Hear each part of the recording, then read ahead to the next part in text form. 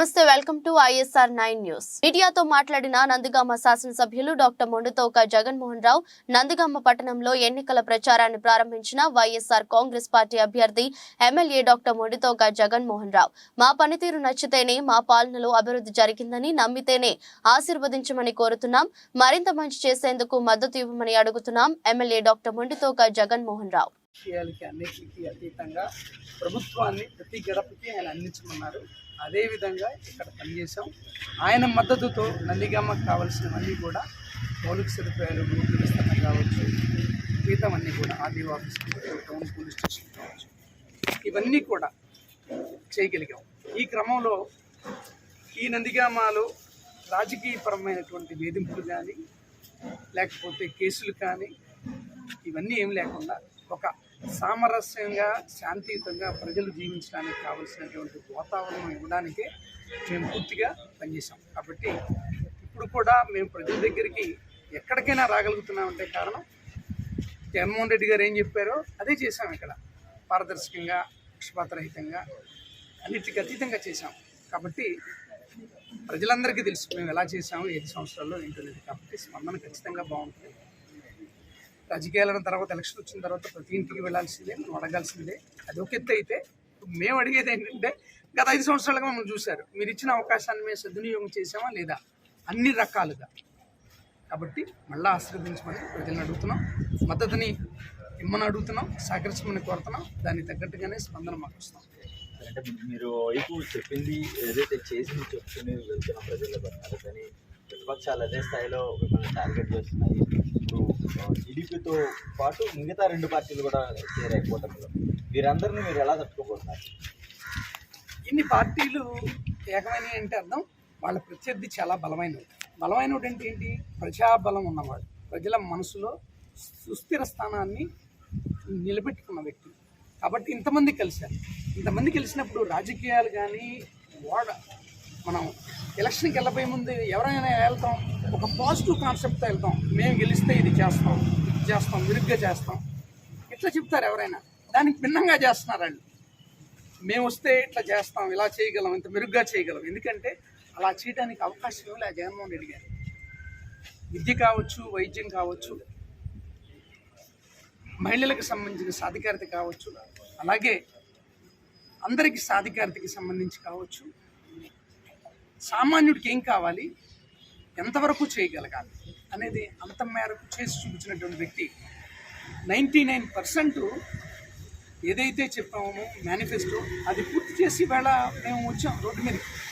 అలాగే మీరు కూడా మీ మేనిఫెస్టో ఏదంటే చెప్పండి, ఇంతకన్నా మెరుగ్గా ఎలా చేస్తారో చెప్పండి.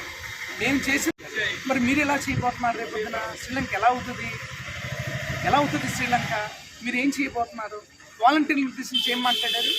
రకరకాలుగా మాట్లాడారు. ఆడవాళ్ళు లేనప్పుడు వస్తున్నారని అదని ఇదని అంటున్నారు. ఇప్పుడు ఏమన్నారు?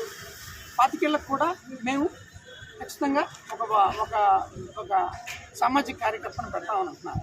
ఇంకో పక్కన ఒక మహానుభావుడు నిన్న వీళ్ళంతా స్లీపింగ్ సెల్స్ అని, టెర్రరిస్టులు అని చెప్తున్నారు. ఒకవైపేమో మీరు ముందేమో వీళ్ళు లేడీస్ లేనప్పుడు ఇళ్ళకి వచ్చి ఇబ్బంది పెడుతున్నారన్నారు. మళ్ళా ఇది తట్టుకోలేక ఇది సక్సెస్ అయింది కాబట్టి, విజయవంతమైంది కాబట్టి ప్రతి 25 ఏళ్ళకి మేము పెడతా ఉంటున్నారు. ఇంకో పక్కనే ఉన్నారు ఇప్పుడు మళ్ళీ భయం వేసి వీళ్ళు ఎవరో వాలంటీర్స్ టెర్రరిస్టులుగా పోలుస్తున్నారు. ఎవరు వీళ్ళు?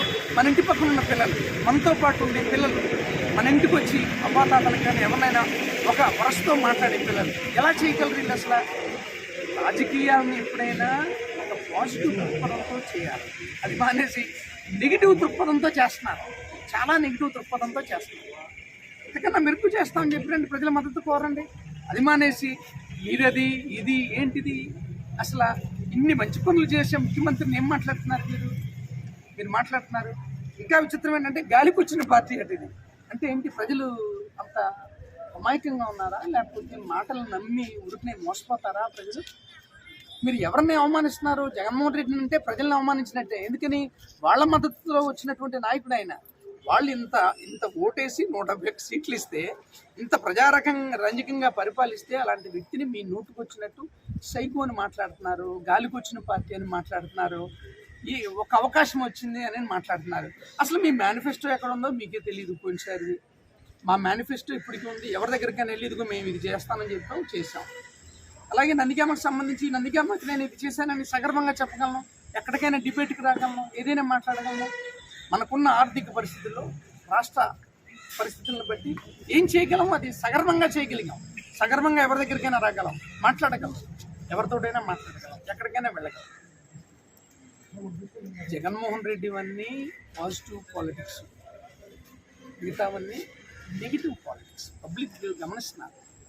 ఏం చేయాలో తెలియక ఇంతకన్నా మిన్నగా చేయడానికి ఏమీ లేదు కనుక చేయగలిగింది ఏమిటి? బురద చల్లటమే కదా. బురద చల్లితే వాళ్ళే కడుక్కుంటారనేది వాళ్ళ ఉద్దేశం.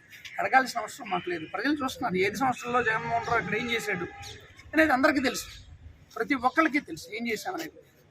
అందుకే నేను ఎవరికి స్పందించను. అట్లా చేశారు, ఇట్లా చేశారు, ఇసుకలో 300 కోట్లు చేశారు, ఇసుక పాలసీ ఎవరిది? గవర్నమెంట్ది. ఇవన్నీ మాట్లాడుతుంటారు. అందుకని నేను స్పందించను. మా అన్ని పాజిటివ్ పాలిటిక్స్. మేము ఏం చేసాం ప్రజలకి మంచి, దాంతో వెళ్తాం.